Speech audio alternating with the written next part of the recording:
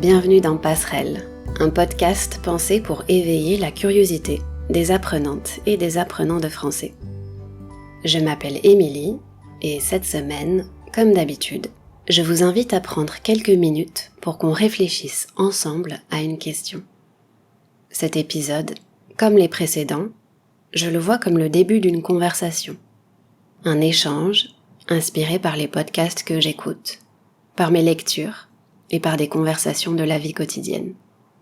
Mon but, c'est juste de partager avec vous quelques pistes de réflexion et de vous encourager à vous poser des questions en français.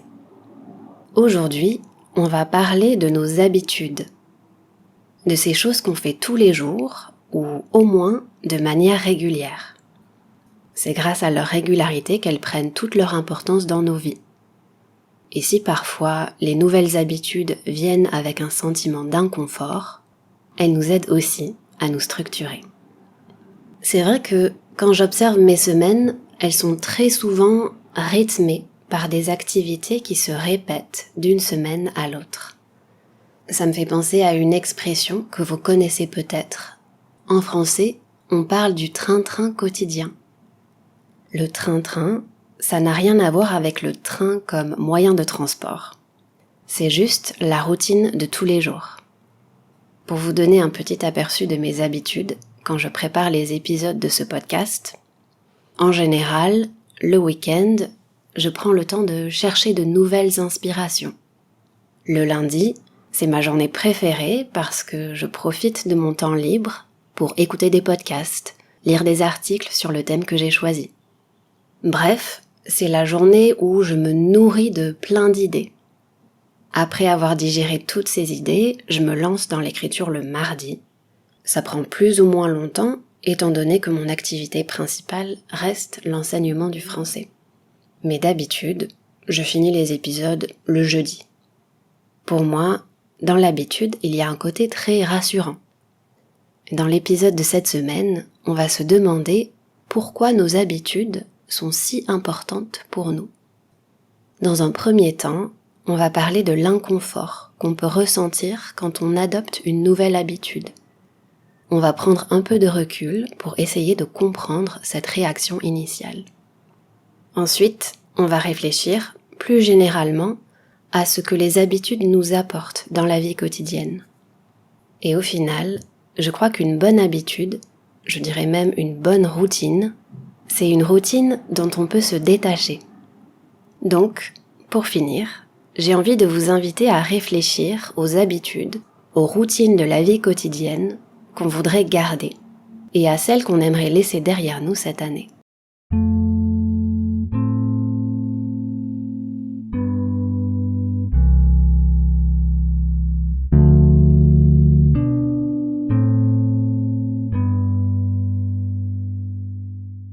Dans l'habitude, il y a quelque chose de très intime. Ça peut être une activité basique et en même temps, ça reste très personnel. Une habitude qui marche pour moi ne va peut-être pas du tout marcher pour vous. Je voudrais qu'on discute du sentiment d'inconfort qui vient parfois avec une nouvelle habitude. On va partir d'un exemple concret. Une situation basée sur une de mes habitudes quotidiennes. Le matin, en général, je me lève à 6 heures. Je fais pas ça par obligation, puisque les cours avec mes élèves commencent jamais avant 8 heures. Me lever à 6 heures, je le fais par choix. Parce que j'aime avoir ce moment dans la journée où tout est tranquille. Je trouve que la manière dont la journée commence est super importante. En tout cas, pour moi, ça a un réel impact sur le reste de ma journée. Je sais pas si vous aussi vous êtes lève-tôt comme moi. Être lève-tôt, ça veut dire que vous préférez vous lever tôt. Mais si vous vous demandez pourquoi j'ai pris cette habitude, c'est parce que j'aime commencer la journée tranquillement, avec des activités qui m'aident à me débarrasser des pensées négatives, des idées qui pourraient parasiter mon esprit plus tard dans la journée. C'est une grande chance que j'ai de pouvoir prendre 1 heure pour écrire dans mon journal et pour faire un peu de yoga avant que la journée débute. Du coup, j'en profite. Je dois vous avouer que trouver la motivation de sortir du lit à 6 heures, c'est pas toujours facile. Et surtout, ça ne s'est pas fait du jour au lendemain. Pour expliquer cette expression, du jour au lendemain, ça signifie de manière rapide. Quand une situation change du jour au lendemain, ça veut dire qu'elle change en une seule nuit. Mais revenons à l'exemple que je viens de vous donner. Au tout début, quand mon réveil sonnait à 6 heures, ma première réaction, c'était une réaction de résistance. J'étais bien au chaud dans mon lit et j'avais aucune envie de me lever. Alors que le jour précédent, j'étais très enthousiaste et motivée à l'idée de commencer à me lever plus tôt. Pourquoi est-ce qu'on ressent cette résistance ? Eh bien, parce que les nouvelles habitudes provoquent de temps en temps un sentiment d'inconfort. Même si c'est quelque chose qu'on a envie de faire, même si on pense que ça va avoir un impact positif sur nous, c'est naturel de résister à l'inconfort. C'est pour ça que, souvent, notre premier réflexe est de nous dire « Non, j'éteins le réveil, c'est trop difficile, c'est pas pour moi, c'était une mauvaise idée. » Pour comprendre cette réaction, il faut savoir qu'on est motivé par deux choses. Les êtres humains sont motivés par deux choses principales. D'un côté, la recherche du plaisir, et de l'autre, on cherche à éviter l'inconfort ou la douleur. Parfois, ça peut aller très loin. Quand je préparais l'épisode de cette semaine, j'ai écouté un podcast qui parlait d'une expérience scientifique. Les personnes qui participaient à cette expérience devaient choisir entre deux options.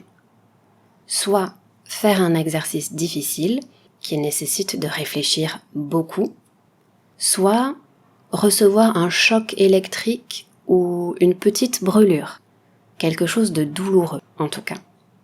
Parmi toutes les personnes, certaines ont préféré la deuxième solution, en acceptant une petite douleur physique pour éviter l'inconfort d'un exercice de mathématiques très compliqué. Ça peut sembler incroyable, mais après tout, ce choix n'est peut-être pas une si grande surprise que ça. En plus des choses qui nous motivent, la recherche de plaisir, éviter l'inconfort, on a aussi une autre capacité très importante. Vous et moi, on est capable de mettre les choses en perspective, de prendre de la distance.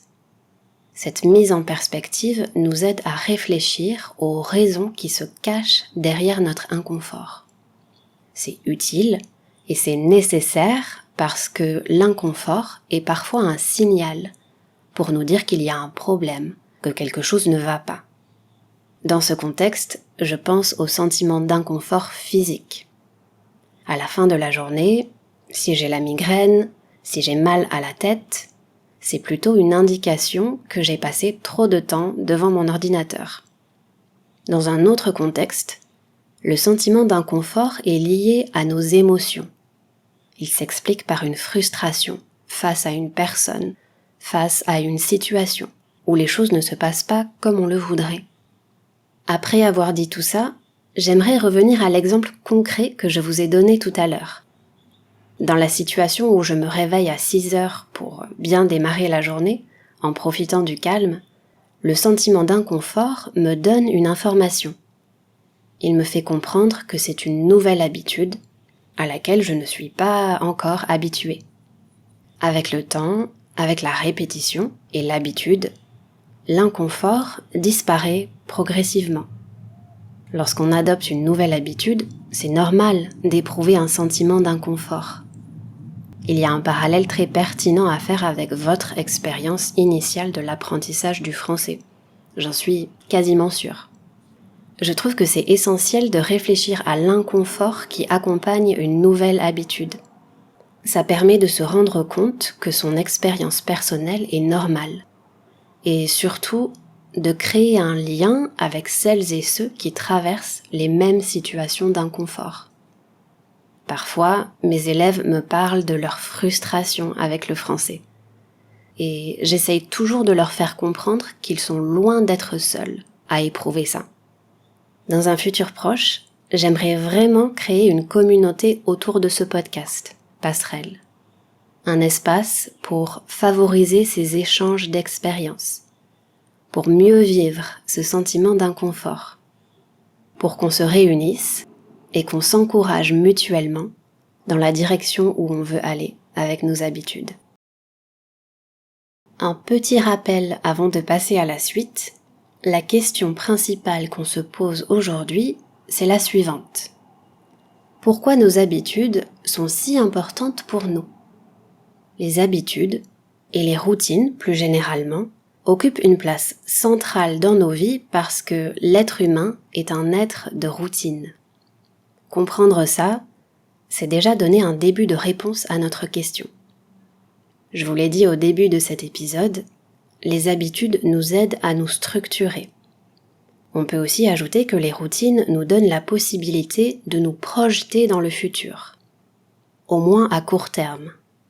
Par exemple, si je sais que tous les mardis matins à 8h30 j'ai un cours de mandarin, ou alors tous les dimanches à 20h je parle avec ma famille sur Skype, tout ça a un côté rassurant, parce que ces activités structurent ma semaine.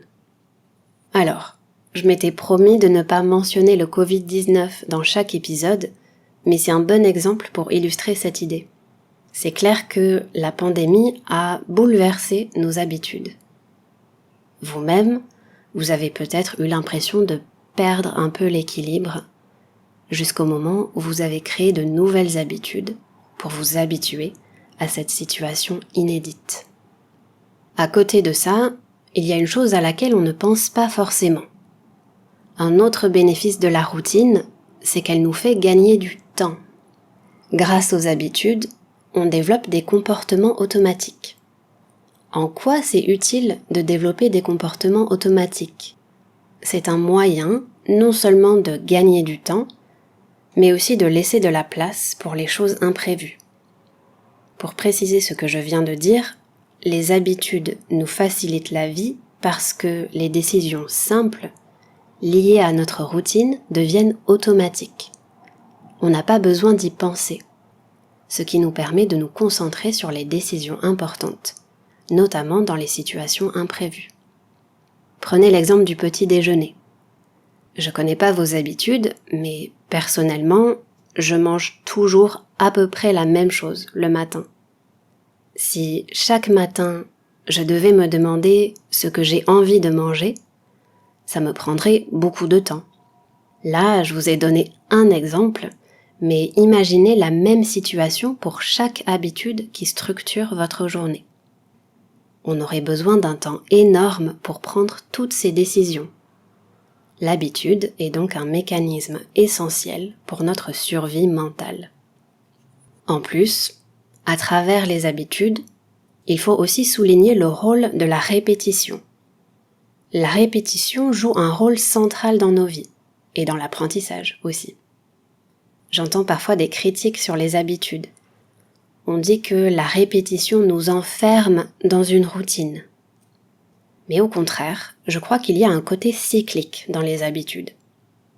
Pour reprendre ce que j'ai dit un peu plus tôt, on voit que quand notre situation change, une nouvelle habitude vient remplacer celle qui ne fonctionne plus, de manière assez naturelle. Tout ça participe de notre capacité d'adaptation, encore une fois. L'habitude reste un repère dans la vie quotidienne. D'une part, c'est une bonne chose d'avoir ces petites habitudes quotidiennes, mais d'autre part, c'est également important de garder de la place pour l'imprévu dans sa vie. Après tout, je le répète, une bonne routine est une routine dont on peut se détacher. La routine, tout comme l'imprévu, ne doivent pas devenir une obsession. Si une habitude est trop rigide, si elle finit par créer de l'angoisse ou du stress, il faut peut-être la réévaluer. Il faut faire la part des choses, en tout cas. Faire la part des choses, c'est comme trouver le juste milieu entre deux situations. Jusqu'à présent, on a beaucoup parlé des bonnes habitudes et de ce qu'elles nous apportent dans leur manière de structurer nos vies et de faciliter nos choix. Et maintenant, je voudrais dire quelques mots sur les mauvaises habitudes. c'est pas toujours facile de se défaire d'une mauvaise habitude. Dans un premier temps, il faut déjà prendre conscience de son impact négatif sur nous. Et puis, il faut décortiquer comment cette mauvaise habitude a commencé. Décortiquer, c'est un autre verbe pour dire qu'il faut analyser les origines de cette habitude. Vous pouvez par exemple réfléchir à la question suivante. Quels sont les inconvénients liés à cette mauvaise habitude ? Se poser cette question, ça peut aider à se motiver et à trouver une nouvelle habitude qui va venir remplacer l'ancienne. Il y a un dernier point que je voudrais mettre en lumière dans cette partie. J'ai souvent l'impression que l'habitude est liée à une situation ou à des lieux spécifiques. Pour vous donner un exemple, à chaque fois que je retourne en France et que j'arrive dans la maison familiale, je suis toujours frappée de retrouver mes petites habitudes si facilement. Le temps qui passe entre 2 visites est parfois très long. Malgré ça, même après 1 an et demi, je retrouve mes habitudes comme si j'étais partie la veille. Autrement dit, comme si j'étais partie hier. Donc, le contexte, c'est-à-dire les gens qui nous entourent, les lieux où on se trouve, tout ça joue un vrai rôle dans la construction de nos habitudes. En résumé, ce que les habitudes nous apportent, c'est de la structure. L'idée de routine est essentielle, notamment dans l'apprentissage. Il s'agit de trouver un équilibre entre la précision et la flexibilité. La précision, c'est quelque chose que la routine nous apporte. En général, c'est aussi dans l'habitude et la répétition qu'on peut trouver un sentiment de réconfort. Je vous propose qu'on termine cet épisode avec quelques réflexions sur les habitudes, les routines de la vie quotidienne qu'on voudrait garder et celles qu'on aimerait laisser derrière nous cette année. Je vais partager les miennes avec vous et je vous invite à m'écrire si vous voulez partager les vôtres avec moi. Alors, je vais commencer par une mauvaise habitude. Je crois que c'est la pire de toutes pour moi. Comme pour beaucoup de personnes, je passe vraiment trop de temps sur mon smartphone. Ces dernières semaines, je passe trop de temps devant les écrans, en général. D'ailleurs, l'autre jour, mon smartphone a arrêté de fonctionner, soudainement. Ça n'a pas duré très longtemps, mais j'ai quand même eu un petit sentiment de panique. Et ça confirme qu'il y a quelque chose qui cloche dans cette situation. Quand on dit qu'il y a quelque chose qui cloche, ça signifie que quelque chose ne va pas. Cette semaine, j'essaye de déplacer mon attention sur d'autres activités, comme la lecture par exemple. Je vous avoue que la bataille n'est pas encore gagnée, néanmoins, j'ai désactivé certaines notifications, comme celle d'Instagram, et je trouve que c'est un bon début pour se défaire de cette mauvaise habitude. Pour ce qui est des bonnes habitudes, j'aimerais continuer de passer du temps dans la nature. Plus le temps avance, plus je me rends compte que passer du temps dans la nature, c'est quelque chose qui me fait du bien, ça m'apporte de la joie. Comme beaucoup d'autres personnes, j'ai aussi un grand besoin de connexion avec la nature. À Taïwan, on a la chance d'avoir plein d'endroits, plein de montagnes pour faire de la randonnée. Il y a une rivière juste à côté du quartier où j'habite. J'en profite pour me promener quand j'ai besoin de me ressourcer, c'est-à-dire quand j'ai besoin de recharger mes batteries. Je fais souvent le même chemin. C'est une habitude, ça aussi.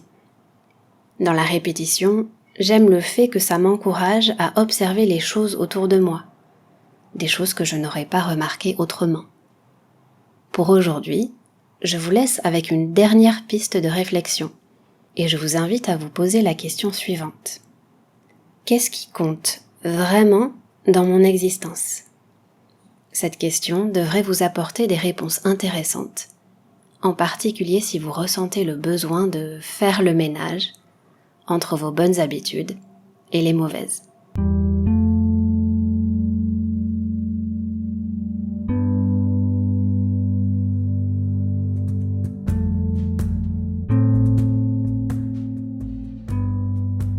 Voilà, c'est tout pour cette semaine.